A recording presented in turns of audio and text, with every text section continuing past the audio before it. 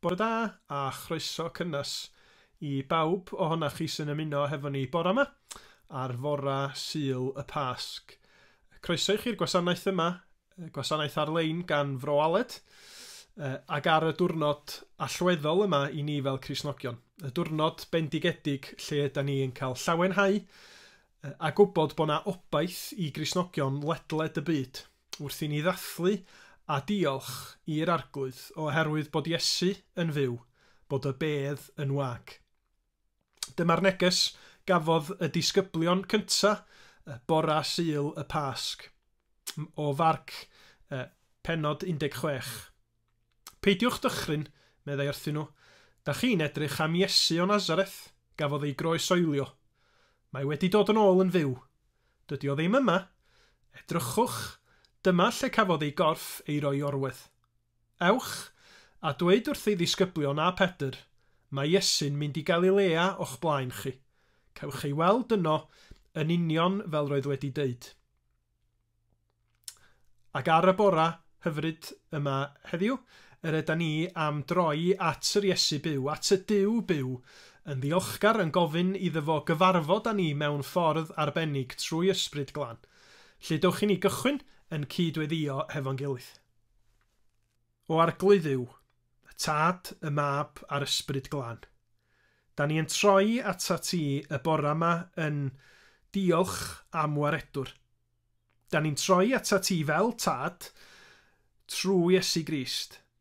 Yn diolch bod y ffordd wedi ei hagor i ni yn pechod, yn gwendid gael dod ata ti. Yn ymwybodol arglwydd bod chdi yn caru ni. Bod llwyddiant a buddigoliaeth Iesu Grist ar y groes yn ddigonol. Nid yn unig am heddiw ond am dragwyddoldeb. Da ni diolch arglwydd Iesu dy fod ti wedi tywall dy waed mwyn yn glanhau ni o'n amhurdeb, o'n anghyfiawnder a'n pechod.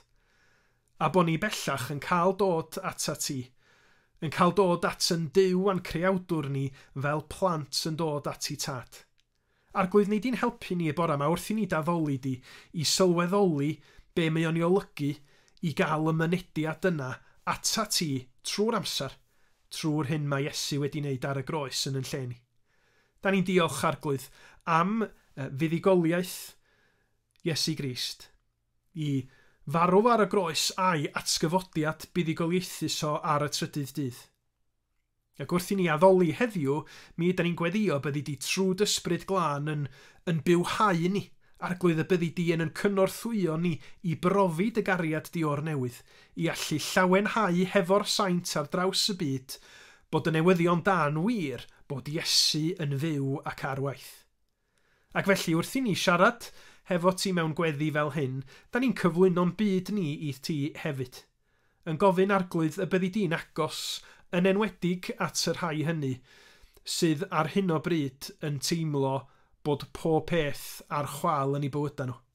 Da ni'n cyflwyno i chdi bawb sy'n dioddef, pawb sydd mewn galar a sioc oherwydd y lledaeniad y feirws hwn. Da ni yn gweddio byddi di'n gysur iddyn nhw. Y bydd y newyddion da, bydd brenu nef a deiar ar waith yn ei bywydau nhw.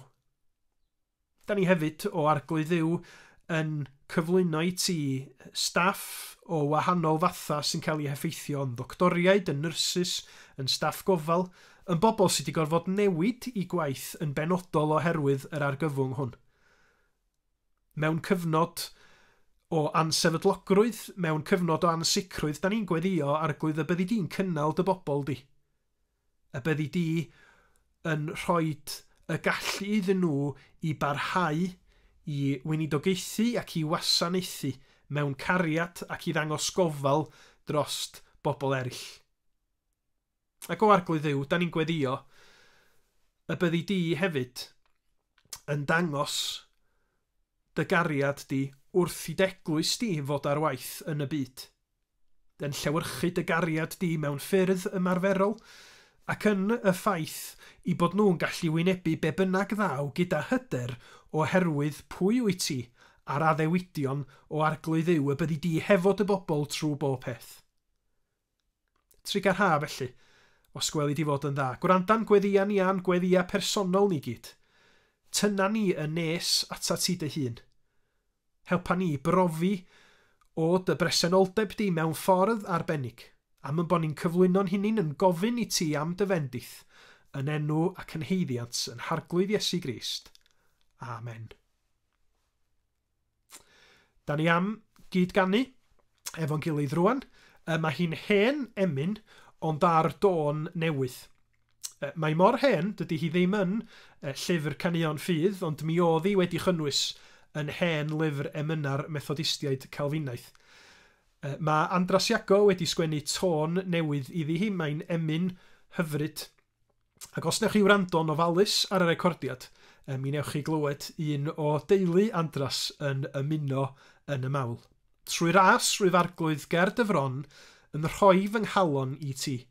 Ti'n cerais di, maint fy mai, ni allaf lai nathgaru. A da ni'n meddwl am atgyfodiad Iesu Grist, ac mae un o'r penillion yn deud hyn, cafddyfod i'r gogoniant maith i ben fy nhaith at Iesu. Cafyned draw i'r man lle mai, ni allaf lai na'i garu.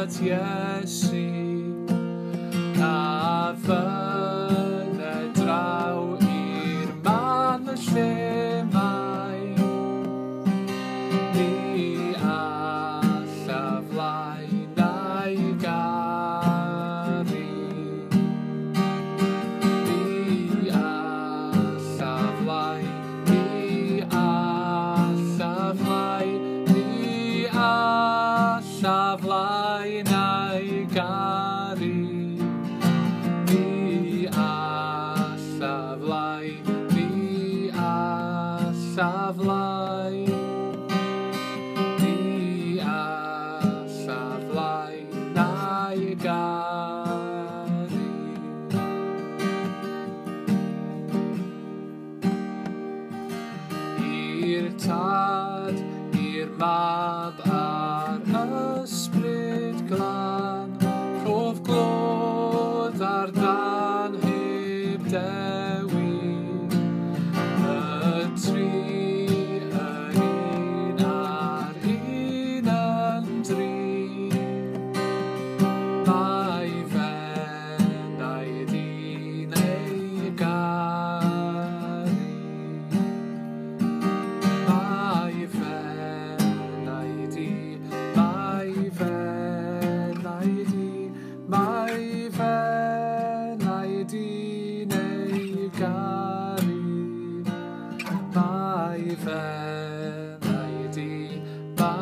Mi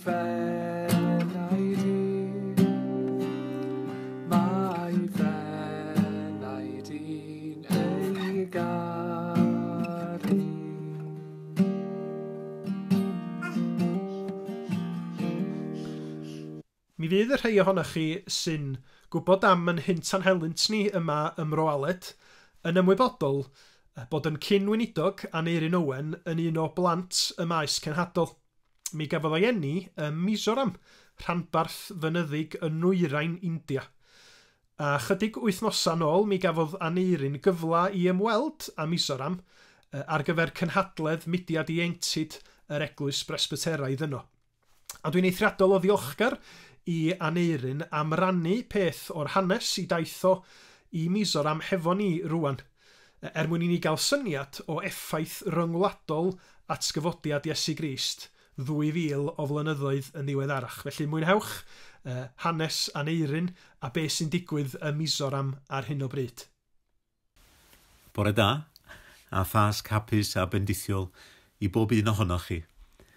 Da chi'n cofio flwyddyn yn ôl, Pasg 2019, cawson ni fraint o gael croesawu Côr Synod Mizoram i Gymru a cael ei cwmni yma ym Mroaled ac yng Ngwyl Llanw hefyd yn Umbych y Pysgod.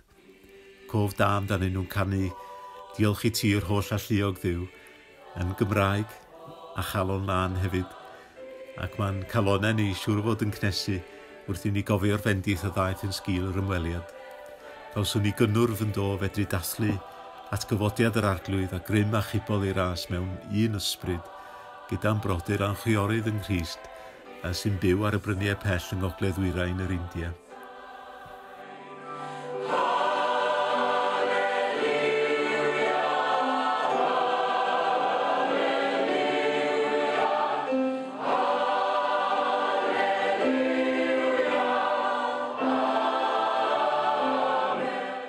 Pob 2 flynedd ym Mizoram mae cynhadledd y KTP yn cael ei chynnal. KTP ydy'r mudiad ieuenctid Cristnogol yr eglwys yno.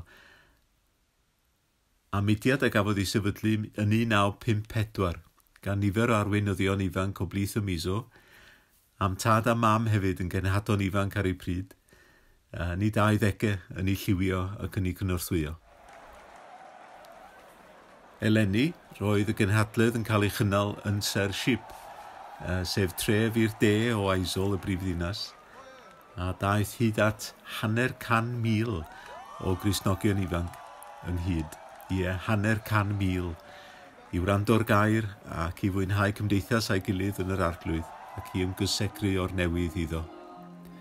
Cymhlith y Cymru oedd yno roedd Hugh a Nan Powell Davies a Lowry a James Mitten o'r Wyddgrug, a braint hefyd oedd cael cwmni Sian James, Delinores hefo ni.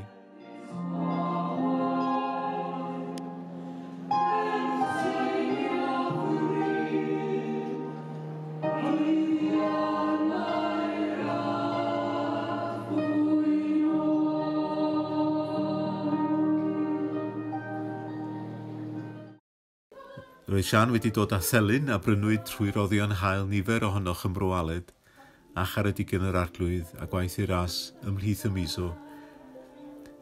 Gobeithio ac cael gyfle i rannu stori'r delyn a'i thaith yn llawn efo chi cyn bo hir.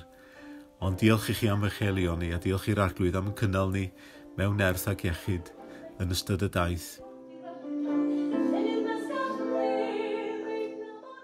Ond mae'n diolch ni i'r arglwydd heddiw am y berthynas agos sydd rhwngom ni fel cenedl fechan a'r genedl hon ar y bryniau a fendithwyd mor helaeth gan yr arglwydd ac am gael gweld a phrofi o wirionedd geiriau'r arglwydd Iesu Grist ei fod yn parhau i anfon, parhau i alw ac anfon fel y cafodd ef ei hun ei anfon i'r byd.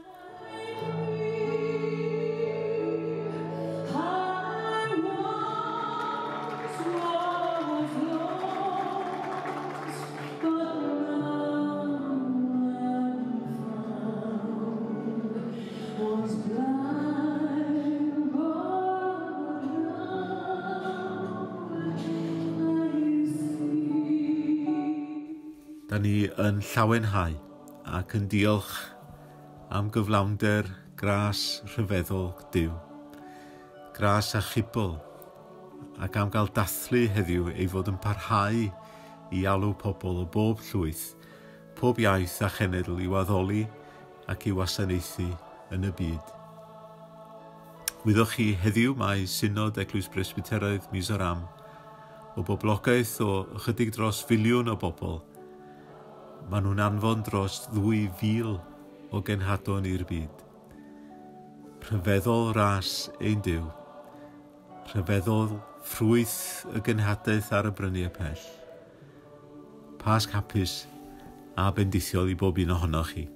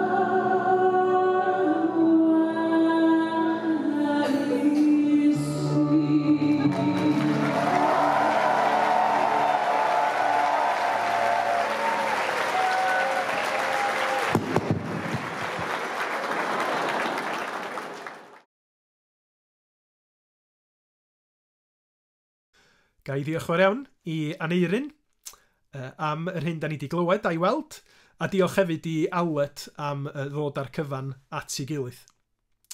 Mi da ni rwan yn mynd i fynd at yn darlleniad ni o air Duw am y bore yma, a Mair Ioan Bryngola sydd yn darllan, ac mi fydd hi'n darllan o Efengil Ioan, pennod 20 ac adnodau 19 i 23. Iesu'n ymddangos i'r disgyblion. Gyda'r nos ar y dydd cyntaf hwnnw o'r wythnos, yr oedd y drysau wedi ei cloi lle roedd y disgyblion, oherwydd ei bod yn ofni'r Iddewon. A dyma Iesu'n dod ac yn sefyll yn ei canol ac yn dweud wrthynt, tangnefedd i chwi. Wedi dweud hyn, dangosodd ei ddwylo a'i ystlys iddynt. Pan welsant yr arglwydd, llawenychodd y disgyblion. Medda Iesu wrthynt eilwaith, tangnefedd i chwi. Fel y mae'r tad wedi fanfon i, yr wyf fi hefyd yn eich anfon chwi. Ac wedi dweud hyn, anadlodd arnynt a dweud, derbyniwch yr ysbryd glân. Os maddeuwch bechodau rhywun, y maent wedi ei maddau iddo. Os peidiwch ei maddau, y maent heb ei maddau. Mae'n rhaid i mi gyfadda. Fel arfer, mi fyddai'n eitha mwynhau ac edrych ymlaen hyd yn oed at weld neu clywed y newyddion o ddim dyddiau yma. A dwi'n gwybod bod llawer un yn debyg iawn i mi. Wrth i bulletin ar ôl bulletin gofnodi gymaint sydd wedi marw, gymaint o bobl sy'n cael ei heffeithio mewn gwahanol ffyrdd wrth i'r feirws corona a'i effaith ddinistriol ledaenu ar draws y byd. Dio ddim yn anisgwyl felly, na di. Wrth i ni fyw o ddydd i ddydd yn gwrando ar y diweddara am yr erchylltra yma, bod pobl yn chwilio'n ddygyn am obaith. Unrhyw beth, i achosi gwen neu godi'n clona ni, hyd yn oed os di hynny mond am chydig o eiliadau. Mae yna ddigonedd o straeon yn does am ymdrech arwrol staff iechyd a gofal, hanesion am gymwyn asgarwch a gofal arbennig pobl yn eu cymunedau. Ac wrth gwrs mae'r enfys i weld mewn tai ar hyd a lled y wlad. A mae hwnna'n rhywbeth i galonogi rhywun yn tydi. Yn enwedig felly i Gristnogion, gan bod yr enfys yn arwydd o obaith o lyfr cynta'r Beibl. Yr arwydd hwnnw bod Duw ei hun yn cofio i ymrwymiad, yn cofio i gyfamod hefo'i bobl, a fydda na ddim diliw arall tebyg yn dod. Ond wrth i ni feddwl am negeseuon neu'r slogana poblogaidd yma, rhai fel daw eto hael ar fryn sy'n cael ei ddefnyddio yn aml ar y cyfryngau cymdeithasol. Os na unrhyw sail i'r gobaith hwnnw? Pam bod pethau mynd i fod yn well? Achos mae deud, mi fydd pethau'n well, yn dwyll creulon pan nad ydy hynny'n wir.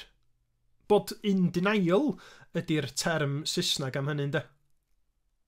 Dwch ni feddwl o ddifri am y sefyllfa fel ag yma hi ar hyn o bryd. Mae'r afiechyd a mae marwolaeth yn ofn mawr ar draws y byd. Ac felly'r gobaith perthnasol ar hyn o bryd ydy unai bod ni'n osgoi'r haint, neu bod ni'n cael gwellad os ydym ni wedi cael yn heintio. Ond hyd yn oed wedyn, does am ffordd i ni osgoi'r reality y daw na salwch arall rhywbryd, a does na neb ohono ni'n gallu osgoi marwolaeth yn y pen draw, nag oes? Darlun tywyll iawn ydy hwn. A dwi'n siŵr bod na nifer o bobl yn dweud os am pwynt meddwl felly nag oes. Ond nid ffydd sy'n rhoi i ben yn y tywod ydy Cristnogaeth yr ydyn ni'n dod ar ei drawso yn y Beibl. Na. Ffydd sy'n rhoi gobaith i bobl o bob math yng nghanol reality trist y byd toredig yr ydyn ni'n byw ynddo fo. Yn yr hyn ddarllenodd mair i ni o Ioan pennod 20, da ni'n clywed am hanes Iesu yn ymddangos i'w disgyblion ar nos Sul y Pasg. A sylwch lle maen nhw. Maen nhw wedi cloi i hunain mewn stafell oherwydd bod gan nhw ofn am ei bywydau. A mae hynny'n gwbl naturiol, yn dydi? Mae'r un yr oedden nhw wedi treulio blynyddoedd yn ei ddilyn o, wedi cael ei ddienyddio yn gyhoeddus gan yr awdurdodau dim ond deuddydd ynghynt. Ac wrth gwrs, maen nhw'n pryderu, maen nhw fasa'n dod nesaf, nhw fasa'n wynebu'r gosb nesaf. Ac yn yr union sefyllfa honno o fraw ac anobaith mae Iesu'n dod, reit i'r canol, gan gyhoeddi tangnefedd i chi, neu heddwch i chi. Nid unwaith, ond ddwywaith mae Iesu'n deud tangnefedd. Heddwch i chi, neu shalom Meibil.net. Joc, di'r cyfan? Ydy Iesu'n gwneud be bynnag mae o'n gallu mwyn codi calon y disgyblion druan sydd ei bywyda'r chwal? Rhywbeth tebyg i hyn, mae llawer o anghredinwyr yn ei honni. Na'r cyfan ydy Cristnogaeth, ydy ffordd bach neis i wneud i bobl deimlo'n well wrth iddyn nhw geisio dygymod a phroblema bywyd. Ryw diversion bach, fel mae oedolion yn defnyddio fferins i geisio tynnu sylw plant oddi ar yr hyn sy'n gwneud iddyn nhw grio. Na. Nid geiriau cysurus ond di-sail oedd gan Iesu. Ac nid tric seicolegol i wneud i'r disgyblion deimlo'n well. Gobaith go iawn. Gobaith yng nghanol reality brawychus marwolaeth, casineb a thywyllwch. A'r rheswm pam dwi'n deud hynny ydy oherwydd y peth cyntaf mae Iesu'n ei wneud wedi ymddangos iddyn nhw ydy dangos i glwyfa. Dangos i ddwylo a'i ochr iddyn nhw. Ia, fo oedd o, nid ysbryd, nid gweledigaeth. Yr un Iesu oedd o, ac roedden nhw wedi bod yn ei gwmni fo am flynyddoedd. Yr un arglwydd a Meseia a glwyfwyd ac a fu farw ar groes rhwng y lladron ddeuddydd ynghynt. A dyna pam mae Iesu Grist, yr achubwr sy'n rhoi gobaith i ni mewn byd o ddioddefaint, siom a drygioni. Oherwydd, wrth roi ein ffydd yn Iesu, da ni'n troi at arglwydd sydd wedi profi fel ni. Nath ddiodda yn enbyd, ond a enillodd fuddigoliaeth i'w bobl trwy'r dioddefaint hwnnw. A chan fod marwolaeth wedi methu dal gafal yng Nghrist, mae'r Cristion hefyd yn gallu wynebu diwedd oes gyda'r hyder fod gafal Iesu yn ei bobl, gafal y bugail da yn ei braidd, yn drech na marwolaeth hyd yn oed. Cofiwch y geiriau cyfarwydd yma, ond meddyliwch am eu hergyd nhw heddiw ar Sul y Pasg pan da ni'n dathlu'r atgyfodiad. Ioan 11, adnodau 25 i 26. Dywedodd Iesu, my fi yw'r atgyfodiad ar bywyd. Pwy bynnag sy'n credu yno fi, iddo farw, fe fydd byw. A phob un sy'n byw ac yn credu yno fi, ni bydd marw byth. Mae Iesu'n fyw. Ac wrth iddo siarad hefo'i ddisgyblion yn y fan lle roddan nhw ar y nos Sul honno, mae'r cyfarchiad tangnefedd i chi neu heddwch i chi yn un arbennig iawn. Achos i ddechrau, mae o'n arwyddo bod heddwch bellach rhwng y Cristion a'r arglwydd. Fel mae cefnogwyr tima chwaraeon lleol yng Nghymru yn gallu bod yng nghyddfa i gilydd neu'n elynion trwy'r tymor, pan mae Cymru'n chwarae, mae pethau'n newid yn dydi. Mae gennyn nhw hunaniaeth gwahanol bellach. Mae'r elyniaeth oedd rhwng y tima lleol wedi mynd. Cymru ydyn nhw, maen nhw'n un bellach. A be mae'r Beibl yn ei ddeud ydy bod yr elyniaeth rhwng Cristion a Duw wedi cael ei symud wrth i'r Cristion gael hunaniaeth newydd oherwydd gwaith rhyfeddol Iesu Grist ar y groes. Lle cynt, mi oedd na fwlch ac elyniaeth yn sgil y natur bechadurus ni, gan fod Crist wedi delio'n llwyddiannus a phechod unwaith am byth ar y groes. I'r rhai sydd wedi credu yn Iesu, maen nhw'n derbyn hunaniaeth wahanol, maen nhw'n gyfiawn o flaen Duw, a thrwy hynny mae yna heddwch bellach. Dyma be mae Rhufeiniaid, penod 5 ac adnod 1 yn ei ddeud. Am hynny, oherwydd ein bod wedi'n cyfiawnhau trwy ffydd, y mae gennym heddwch a Duw trwy'n harglwydd Iesu Grist. Ac yng nghlwm wrth yr heddwch personol hyfryd hwnnw rhwng y Cristion a Duw yn Iesu Grist, mae yna heddwch ehangach hefyd yn cael ei addo. Yr heddwch byd-eang am dragwyddoldeb. Y nef a'r ddeiar newydd yma cymaint o sôn amdanyn nhw llyfr olaf y Beibl, Datguddiad penod 21, lle mae marwolaeth, poen a chrio wedi mynd am byth. Dyma'r addewidion gwerthawr yma Cristnogion i fyfyrio arnyn nhw a pwyso arnyn nhw wrth wynebu cyfnodau anodd. Dydy Crist ddim yn analluog i'n cynnal ni trwy hyn hyd yn oed. Be bynnag yr ydym ni'n brofi ar hyn o bryd. Achos doedd hyd yn oed marwolaeth ddim yn gallu i atal o, dydy be bynnag da ni'n ei brofi rwan ddim yn ormod i Grist chwaith. Dwi'n gwybod bod na lot o bobl yn gweld i bywyda nhw'n ofnadwy o ryfedd ar hyn o bryd. Gan nad ydyn nhw'n gallu gwneud yr hyn y maen nhw wedi arfer i wneud. A gymaint o bobl ddim yn cael gweithio dim mwy. Mae'r ysfa i wneud rhywbeth, i weithio mewn rhyw ffordd neu gilydd pan yn iach, yn un gwbl naturiol ac yn gyfrifoldeb yma Duw wedi roi i'r ddynoliaeth. A da ni'n gallu gweld yn yr hanes yma o Ioan 20 bod Iesu wrth gyfarfod y disgyblion wedi dod yn ôl yn fyw, yn ychwanegol at roi gobaith a llawenydd iddyn nhw, hefyd yn ei rhoi nhw ar waith.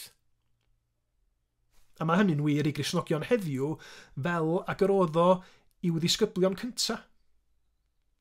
Yn nerth yr ysbryd glân, maen nhw'n cael eu hanfon gan Iesu, yn union fel y cafodd o i anfon gan y tad, i ddweud wrth bobl eraill am gariad Duw, i rannu am y cymod sydd na bellach oherwydd be mae Iesu wedi gyflawni ar y groes, i sôn am y bywyd newydd sydd i gael oherwydd buddugoliaeth Crist. A dyna sy'n digwydd. Wrth i ni ddarllen trwy lyfr yr Actau, wrth i ni ddarllen trwy weddill y Testament Newydd, da ni'n cael clywed yr hanes syfrdanol am gychwyn lledaeniad Cristnogaeth o Jerusalem i bob cwr o'r byd. Be da ni'n ei weld ydy bod Iesu'n parhau fod ar waith trwy'r ysbryd glân sydd yn ei ddisgyblion o. Cofiwch, Nid hen hanes yn unig ydy'r atgyfodiad, ond gweithred ryfeddol o allu Duw sy'n parhau i effeithio ar yn byd ni heddiw. Da ni wedi gweld tystiolaeth o hynny yn barod yn hanes Aneurin o'r hyn oedd yn digwydd yn Mizoram. Miloedd o bobl yn moli'r arglwydd Iesu, bod eu cefndir diwylliannol nhw yn wahanol iawn i'n cefndir ni yma yng Nghymru. A mae'r Cristion yn rhan o'r hanes rhyfeddol yma hefyd, gan fod y Cristion wedi profi Iesu Grist ar waith trwy'r Ysbryd Glân yn ei fywyd ei hun. Mor felys ydy'r maddeuant y soniodd Iesu amdano. Mor hyfryd ydy cwmni Crist pan ydyn ni'n troi ato fo mewn edifeirwch. Mor arbennig ydy mawl a gweddi wrth i ni sylweddoli gras Duw ar waith yn bywyda ni, a ni'n heiddi dim. Wrth i ni wynebu wythnos arall yng nghanol y cyfnod cythryblus yma, mae yna obaith, a hwnnw'n obaith go iawn.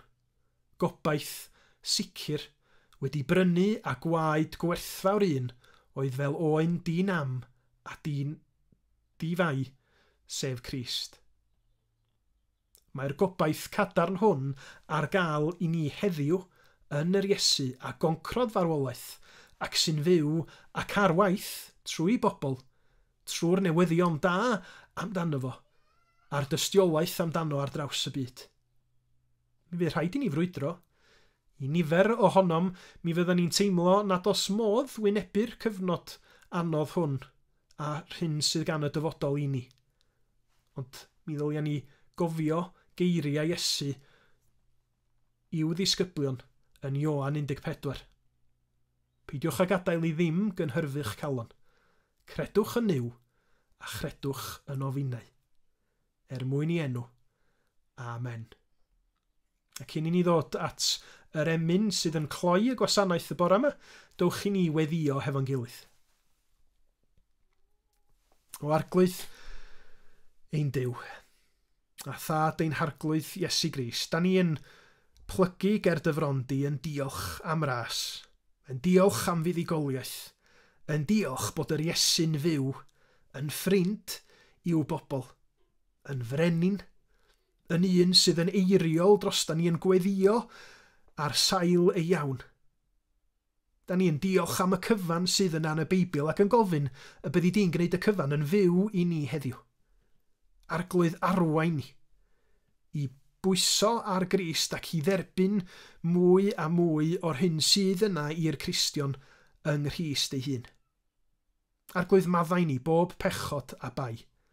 Gnad y waith ynom ni a thrwom ni mewn byd anghennus. Derbyn yr mawl a'n clod ni, am yn bod ni yn troi ata ti ac yn cyflwyno'r cyfan, yn enw ac ergogoniant i Iesu Grist y Ceidwad. Amen. Diolch i chi i gyd am wrando ac am ymuno hefo ni bore yma. Gofiwch gysylltu am sgwrs ar ffôn neu e-bost os oes na unrhyw beth yr hoffech chi i drafod. Da ni am ddod â'n mawl ni bore yma i'w derfyn wrth ganu emyn cofiadwy Thomas Jones o Ddimbych. 547 ydy'r hif yng Nghaneuon Ffydd. Yr emyn yma sy'n mynegu ffydd y Cristion oherwydd bod Iesu'n fyw. Mi wn fod fy mhrynwr yn fyw, am prynodd a thaliad mor ddrud. Fe saif ar y ddeiar gwir yw, yn niwedd holl oesoedd y byd. Ised, gweiled fy ngwedd, teyrnasu mae mhrynwr am brawd, ac fy malurion y bedd, cael weled ef eton fy nghnawd, sef llinell wreiddiol Thomas Jones.